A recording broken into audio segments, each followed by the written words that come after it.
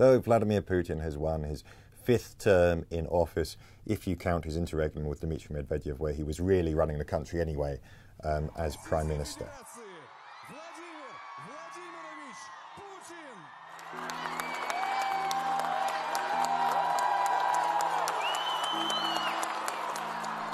What does it mean? Well, about the election itself, there's not that much to say because we knew what the outcome was going to be. It was spread over 3 days, which was a first for Russia. The idea to maximise turnout, maximise that legitimacy, that mandate he's looking for. Midday on Sunday, the last day of voting, there was one last forlorn act of protest by the liberal opposition, with large queues forming outside polling stations and at the embassies around the world where Russian expatriates vote. Yulia Navalny showed up at the queue in Berlin. The idea was to either spoil your ballot by writing Alexei Navalny's name across it, or to vote for one of the 3 puppet candidates who were meant to be opposing Vladimir Putin, if you could even use that word about what they were doing. The point is, vote for anybody but Putin. It did create some photograph opportunities for the press, but it could not alter the result. The announcement was 87%, a landslide even by Russian standards. In fact, the greatest ever percentage of the vote won by any candidate in Russia's post-Soviet history. And that leaves us really 2 things to note about the election itself. The first is that Vladimir Putin is now pushing the boundaries of dictatorial absurdity in a way he didn't used to do. The longer he stayed in the Kremlin, the more he's pushed up that percentage, pushed up that claim of infallibility, I suppose, of pure, unadulterated support of the Russian people. Does it signify strength? Maybe. Hubris? Certainly. Weakness, according to some commentators? Well, we'll wait and see about that. What we're not seeing is any sign from Vladimir Putin that he feels anything other than in control of his own destiny. He's already the longest serving Russian ruler since Stalin. If he gets to the end of this current term in 2030, he'll be the longest ruling Russian ruler since Catherine the Great, and snapping on the heels of Ivan the Terrible. And the second point to note is that the Kremlin didn't even bother with a kind of veneer of credibility this time round. In the past, although that veneer or veil or whatever metaphor you want to use has worn increasingly thin, they have tended to try to legitimize the victory with just some kind of sense of genuine competition.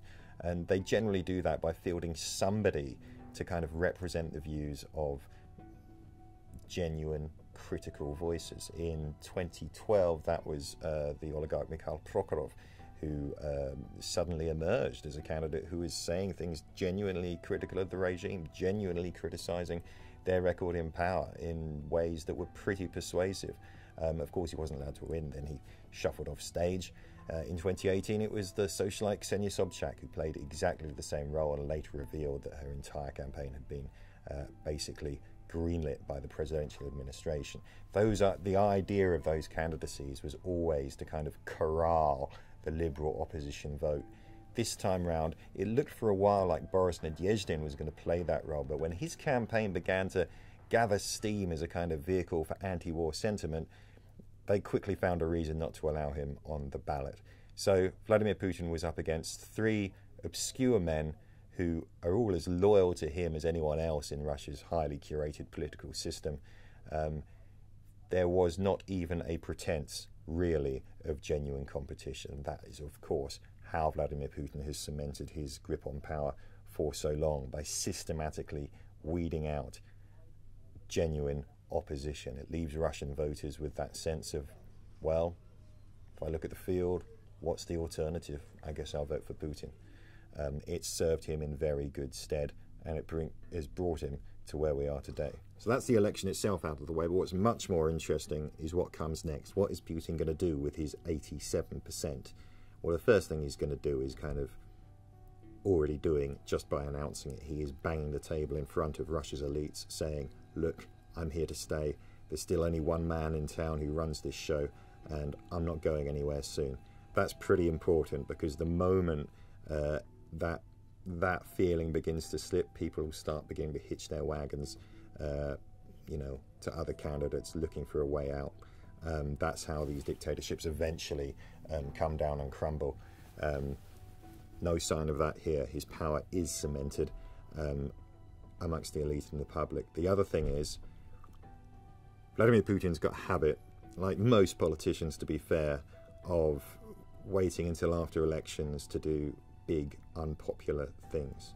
The big unpopular thing everyone is thinking about at the moment is the mobilisation that his generals have been pushing for, but he's been resisting. That means a much wider draft and general call-up to expand the army to put into the field in Ukraine.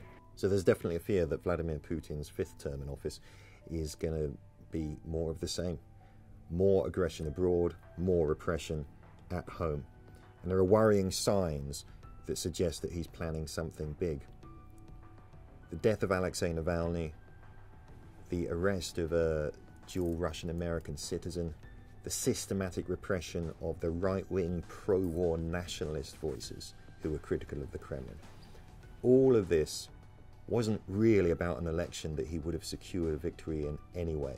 It was about clearing the decks, about making sure there was no kernel of leadership around which discontent could gather in the event of the Kremlin pushing forward potentially unpopular policies.